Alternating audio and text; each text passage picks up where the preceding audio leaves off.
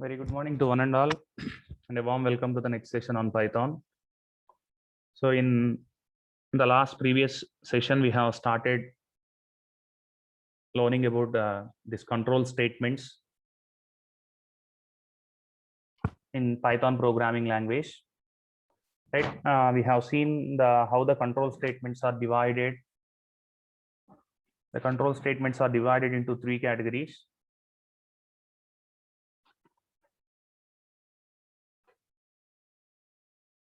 Right? We have seen this one. We have seen the picture. Conditional statements or branching statements, and then iterational statements or looping statements.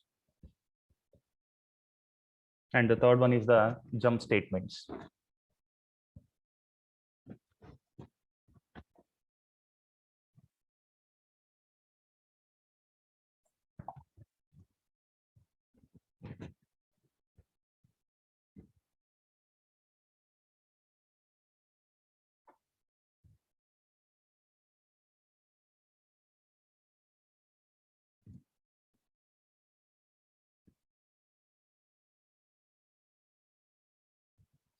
Right, see here.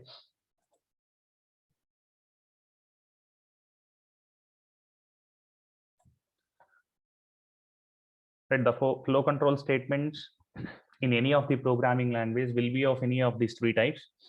Right, conditional, or we can call these statements as branching statements, and then transfer statements, or we can call them as jump statements.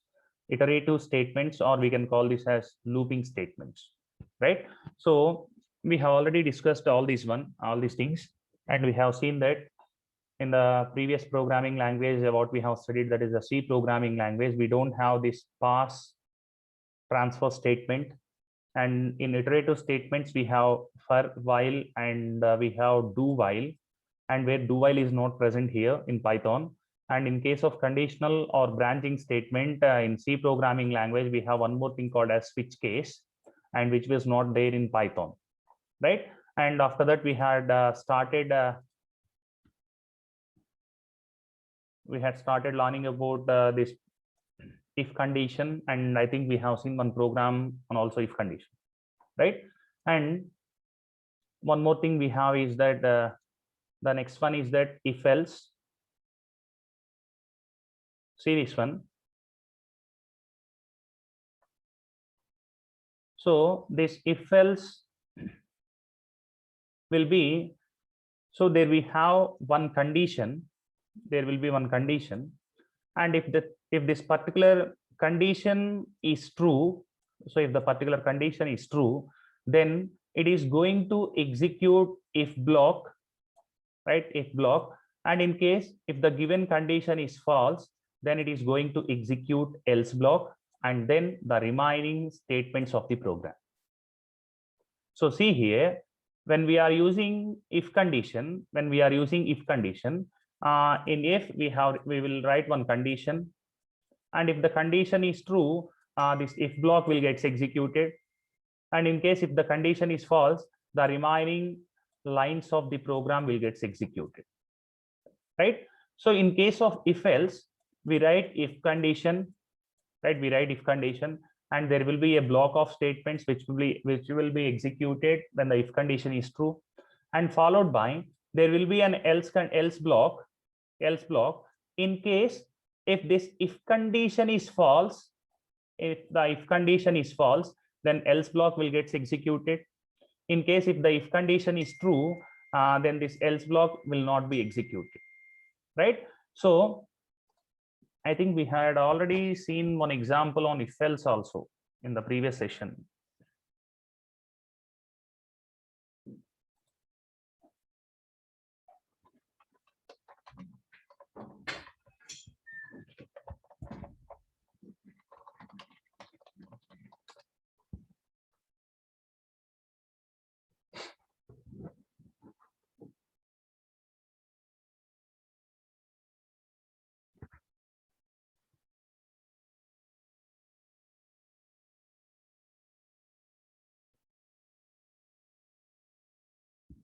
Right, see here.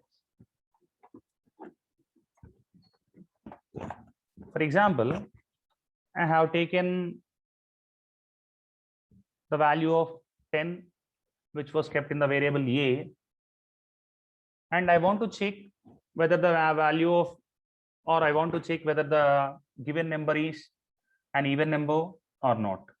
So if I want to check whether the given number is even or not, what I have to do here is I need to divide this number with 2, and in case if the remainder is 0, then I will say that this particular number is an even number, and in case if the remainder is not equal to 0, then we can say it is not an even number, right? So see here, so we had already studied about operators. So among the operators, we have for division, we have 3 types of operators: normal division operator, division floor operator, and modulo division, right? So among these 3 things, the remainder will be output for this modulo division. So when we use modulo division, the remainder will be the output. So in such case, so a is having the value of 10. If I write a percentage 2, so we have to divide, right? We have to divide the value a with 2, and we need to see whether the remainder is 0 or not. So here I am dividing the value of a with 2, and I want to check the remainder is equal to 0 or not. So we have to write this condition in if block, right? Now let us write this one. If a percentage 2, if a percentage 2 equal to 0, if a percentage 2 equal to 0, what I want to print is, I want to print the given number is even,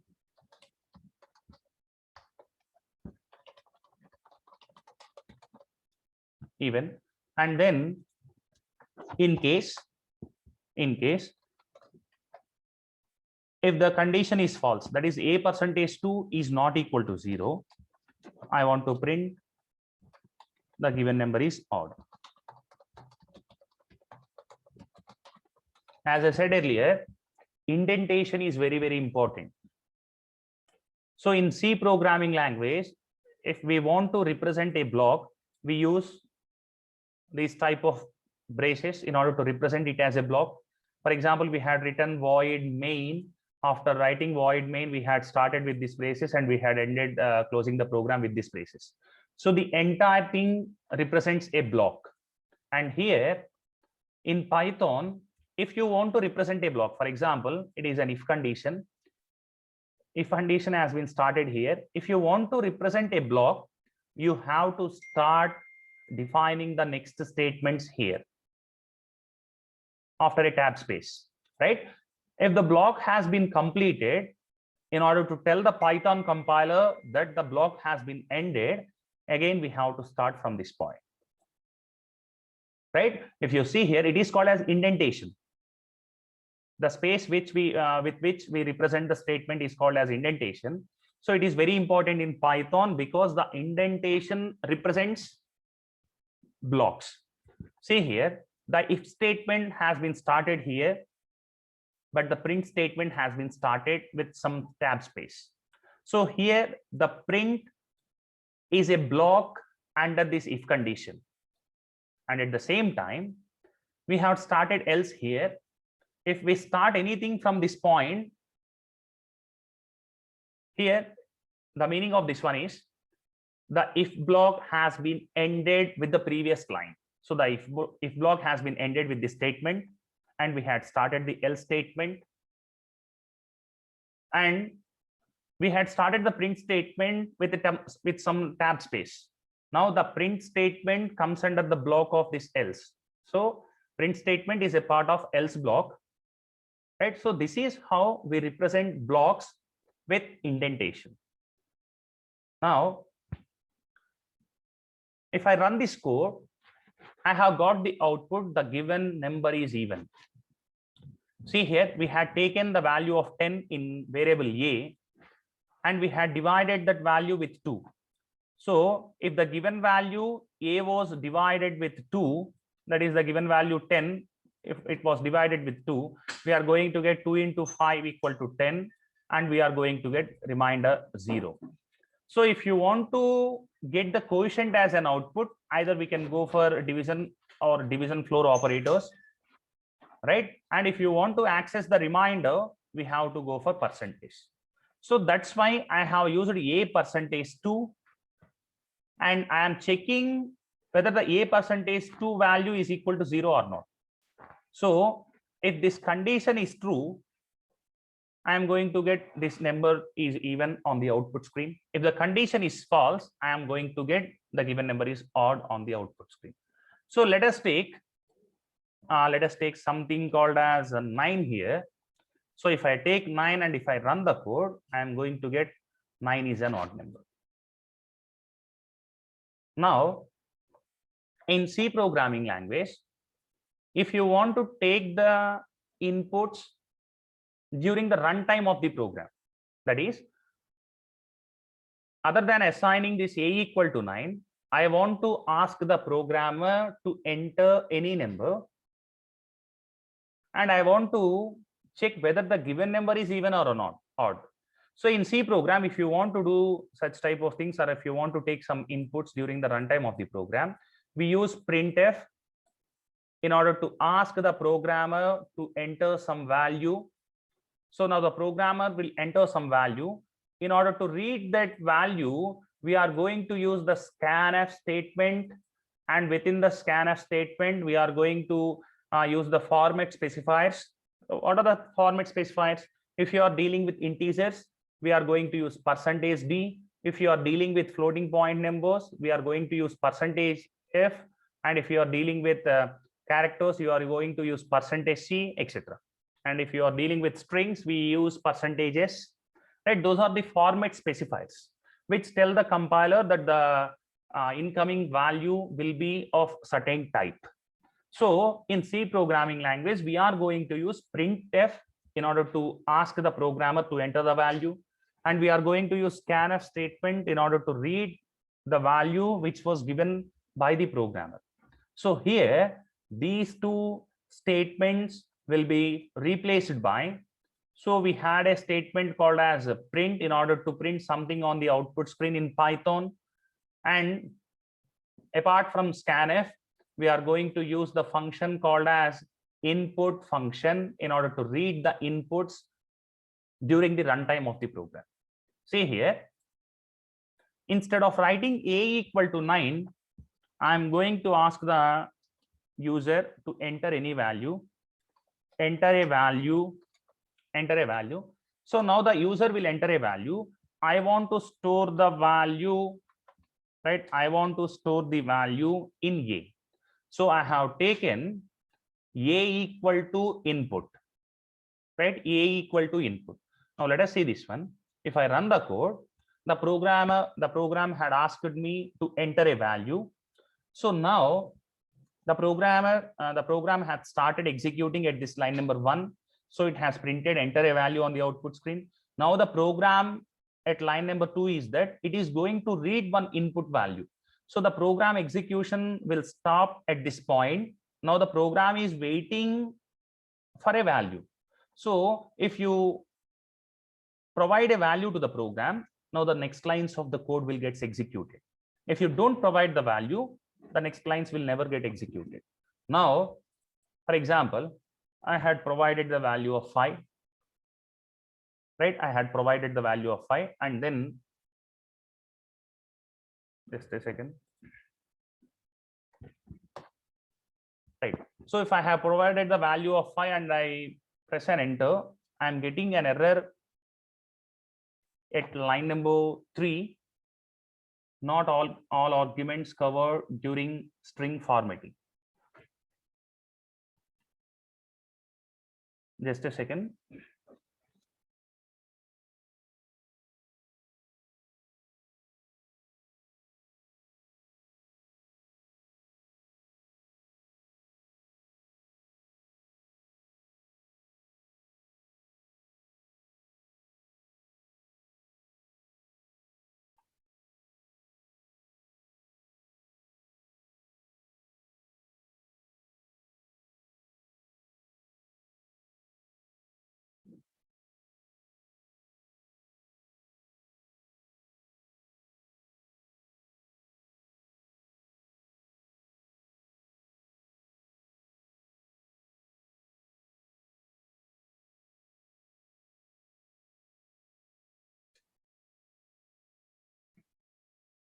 right?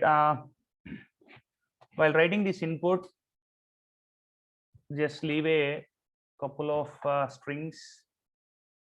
Just a second. I think this compiler is not taking this input function.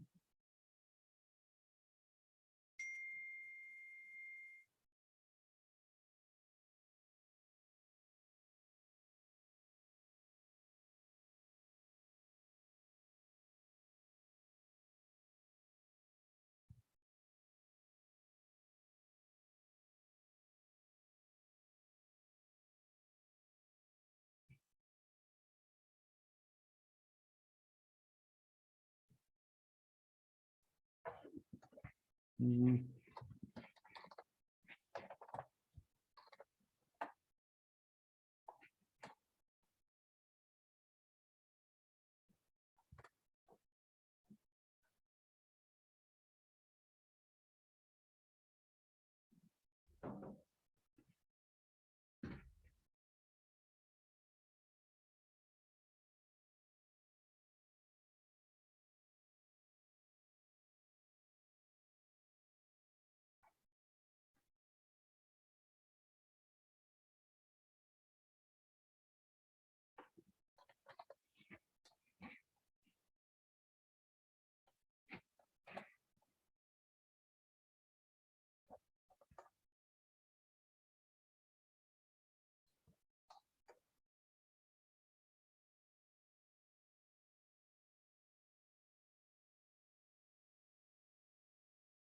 Okay, I will explain about taking runtime inputs in the next session. I will try with different function. I don't want to waste your time. So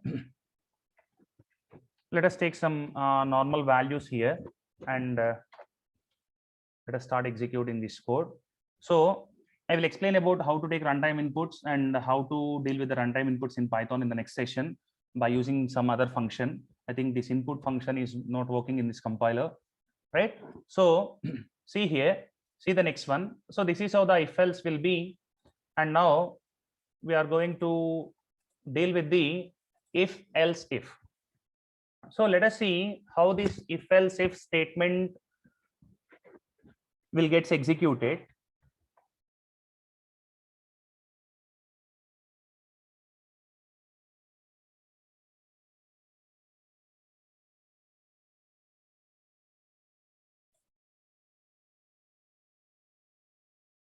Right.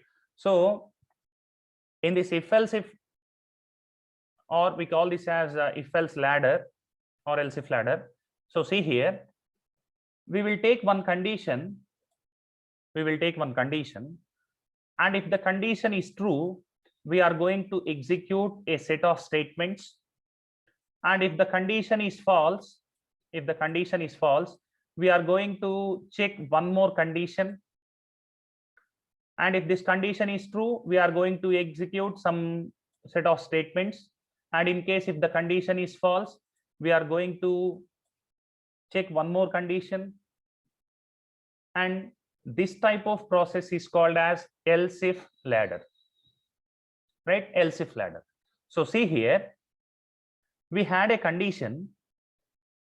If this condition is true, some group of statements will get executed.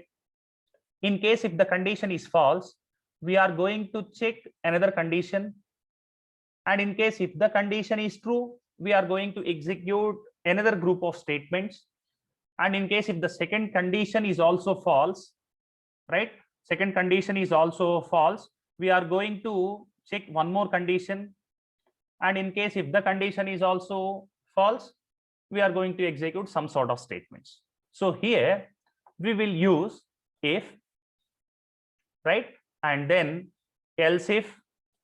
For writing else if, we use instead of writing else if, we use elif. And then we are going to see else if, and then we are going to write else if. We can write this else if any number of times, and at the end we are going to maintain the else block. If this condition is true, some group of statements will get executed. And if this condition is false, we are going to check whether the second condition is true or not. And if this condition is also false, we are going to check the next condition, right? So in this way, the execution process will be done in case of if else or else if ladder, right? So see here, let us see this one with the use of an example.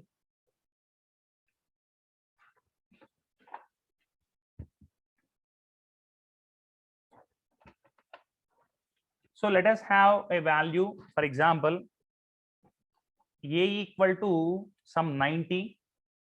So what I want to write here is if, right, if a less than 40, if a is less than 40, I want to print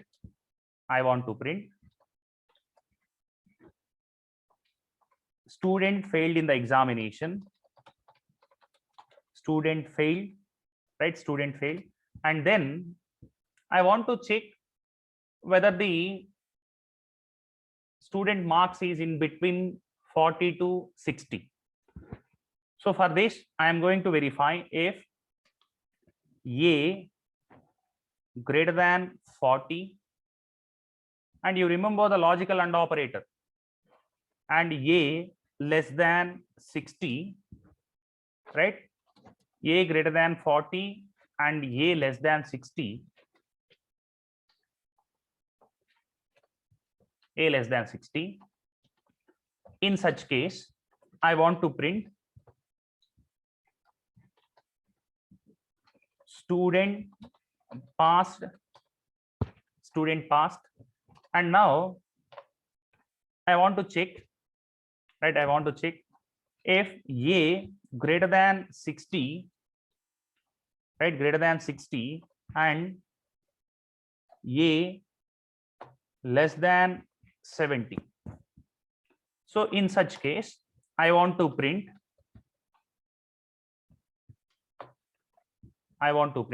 with first class,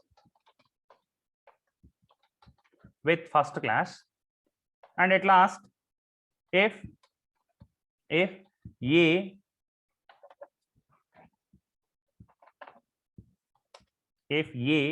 greater than 70, I want to print distinction.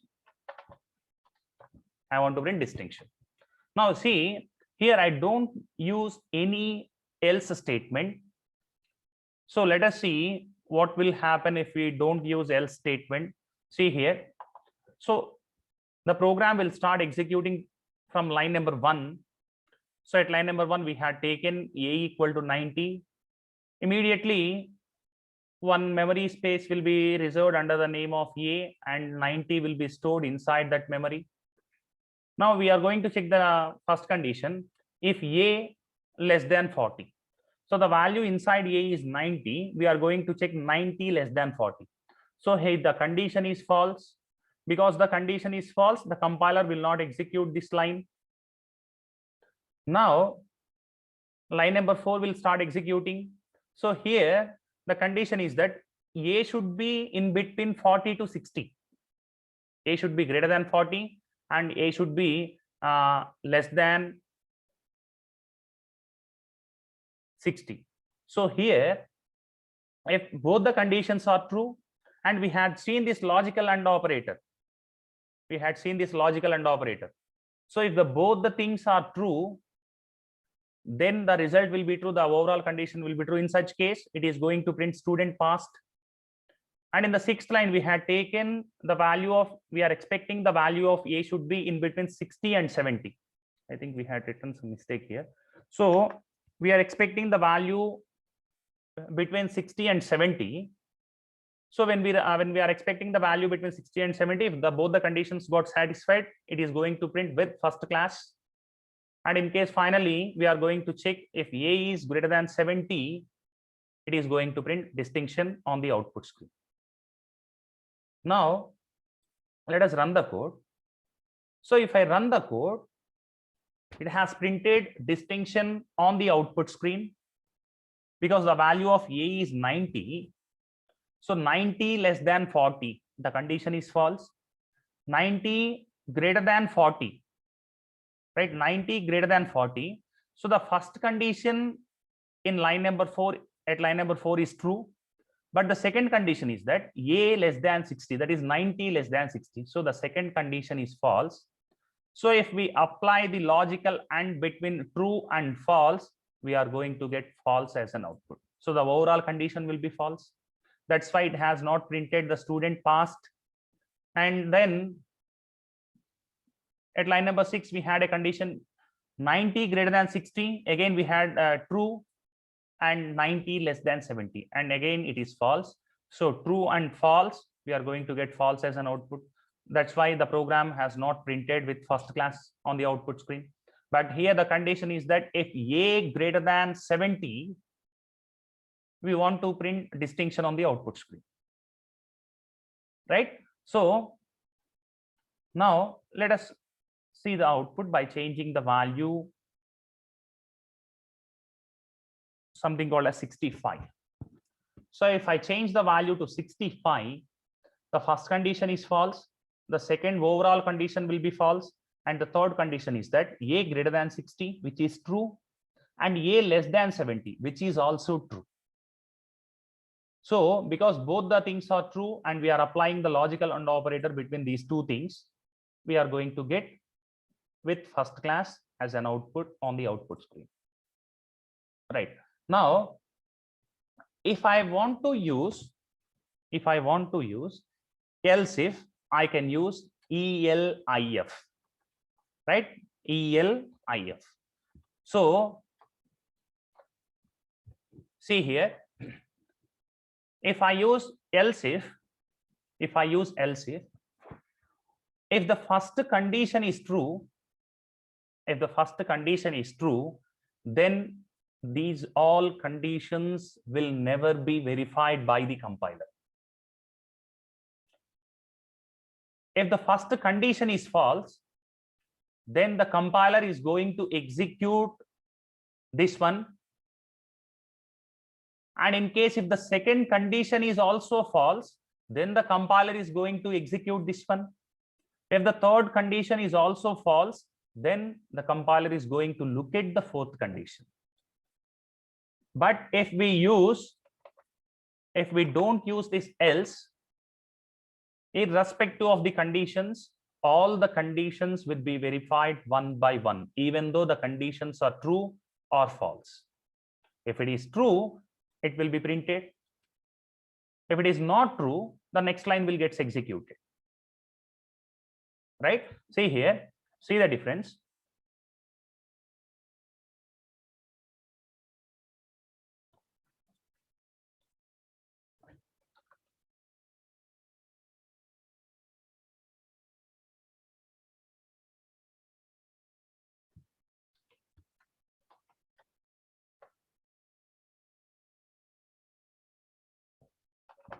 See here, I am going to take one value, A equal to 65, A equal to something called as 6, A equal to 6. And I want to write some conditions. If A less than 40, or if A less than 60, and then A less than 70, and then A greater than 70. Now let us see the difference between the if condition and else if condition. So if the value of A equal to 6, 6 is less than 40, student failed will be printed on the output screen. And then 6 is less than 60, student passed will be printed on the output screen.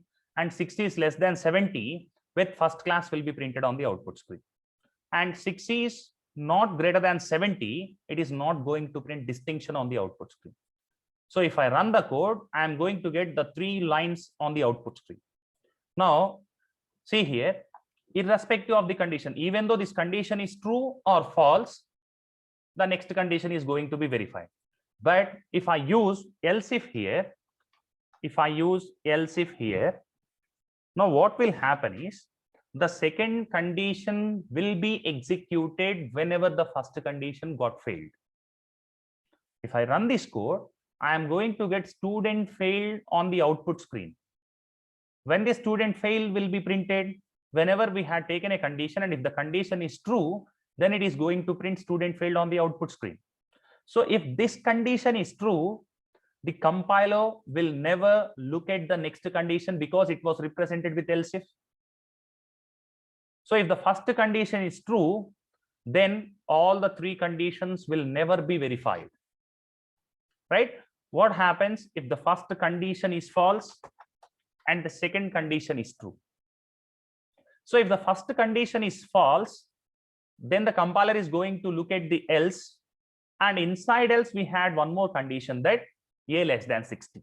If it is true, the compiler will never look at the next remaining conditions. If it is false, then the compiler is going to look at the next condition, right? So this is the difference between if and else if. So if condition, all the if conditions will be verified, and coming to the else if, else block will be verified whenever the previous if statement is false. Now in such case, we are going to get student passed as an output. So this a greater than 40 is failed, is false. That's why it has not printed this student failed on the output screen. Because the condition is false, the compiler, Python compiler, is going to execute the else block respected to this if condition. So here this will be verified. So if it is true, it will be printed, and these two statements will not execute it. If this one is also false, then it is going to verify the next condition, that is a less than 70. That's why we got the with first class as an output on the output screen. So this is the way of executing the if else conditions, right? So now let us look at the next one. Next one is that nested if condition.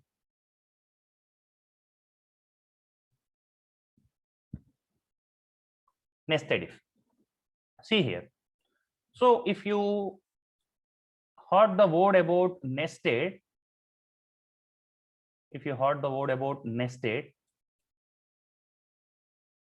one thing with one another, right? For example, when I say nested if condition, so an if condition within another if condition. So an if condition within another if condition is called as nested if, and this outside if is called as nesting if. Nested if and nesting if. And similarly, we had nested classes, which means one class in another class. We had nested for loop, one for loop within another for loop. So here the word nested in the sense the same thing in one another. If you have an if condition within another if condition, so the inside if condition is called as nested if, and the outside if is called as nesting if. So see here we will have a condition. We will verify the condition. If the condition is true, we enter into this block, and inside that we are going to maintain another condition and another block. If the condition is also true, it is going to execute the nested if block, right? So see here, see the diagram. There will be one condition. If the condition is true, we are going to look at the another condition. If the condition is also true, we are going to execute the body of inner if condition. And in case if the first condition is false, right? If the first condition is false, it is going to execute the body of inner else, right? So see here, let us see with this with an example. For example, here I have a value of a equal to 10 if my first condition is that a greater than 0, and here I am going to write one more condition, a less than 100, a greater than 0 and a less than 100. I am going to print print number is positive and in between 1 and 100. So number is positive and in between 1 and 100, and in case else. So what I am going to write here is print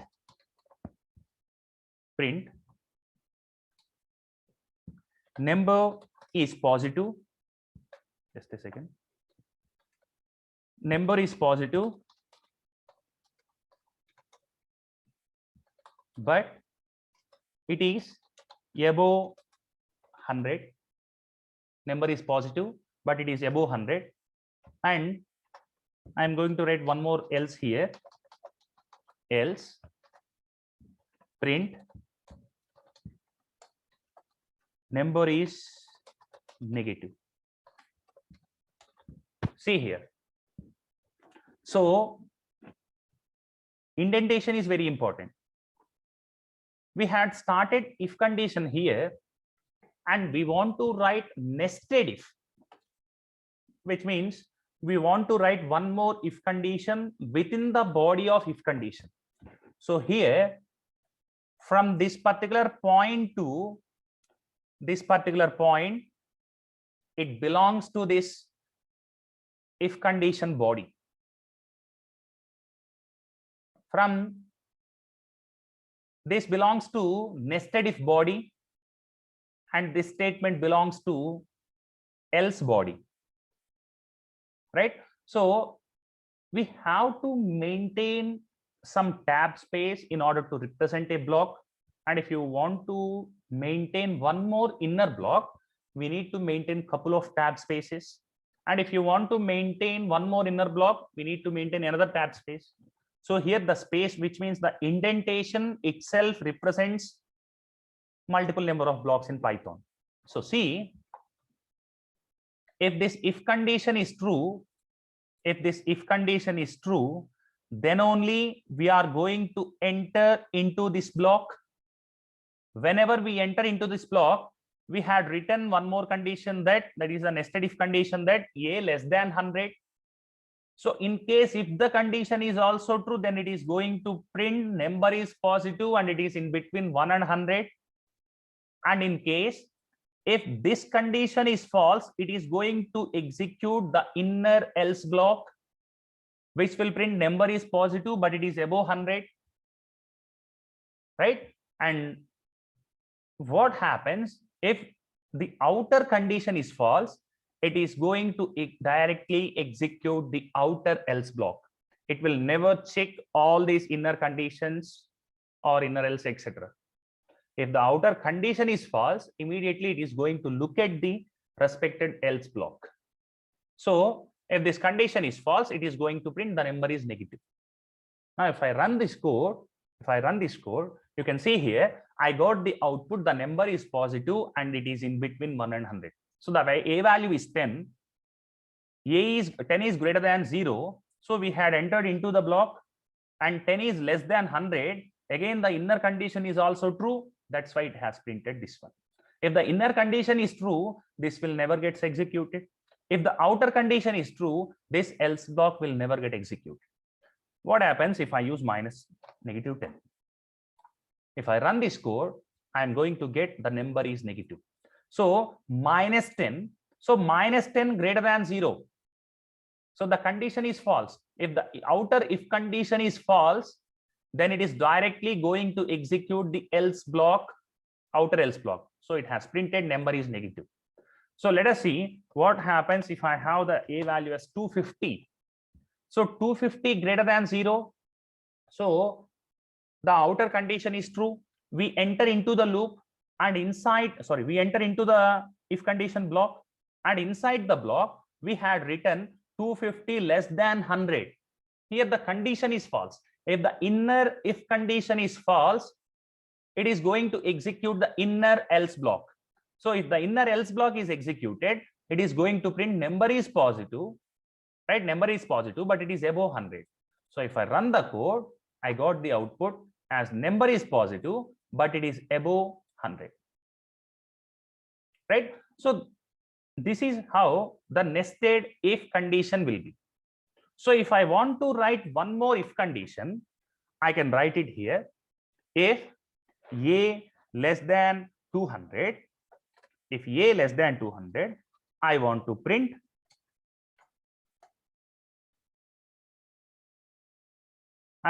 something called as a CSC on the output screen, right? So now